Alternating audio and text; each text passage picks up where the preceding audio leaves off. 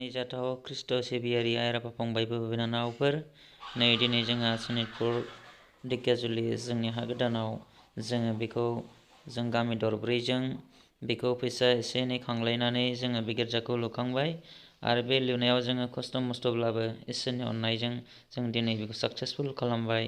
बेयावहाय जोंहा फार्स्ट खुन्था गायसननायाव अपेनिं हिसाबै फादारा आसिस होफैयो आरो बेबायदिनो उनाव जों गुबुन गुबुन पारिसनिफ्राय फादार सिस्टारफोर फैनानै जोंनियाव बेयाव ब्लेसिं होफैबाय आरो बेयाव बिदा फंबाय बिनानाव गुबुन गुबुन मण्डलनिफ्राय फैनानै जोंजों लोगोसे हेफाजाब होफैबाय। हामबायसै फादार, हामबायसै सिस्टार, हामबायसै आइ आफा फंबाय बिनानाव साफ्रोमखौबो आं हामबाय होयो। दायो जों इसोरनि अननायाव बे गिर्जाखौ जोङो ज' जानानै जों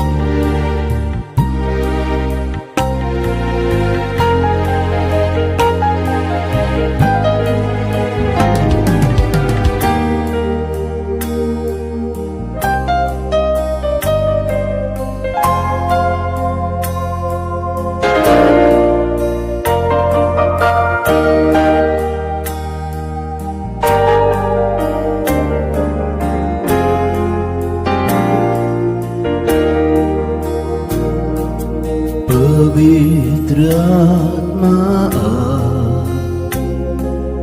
पवित्र आत्मा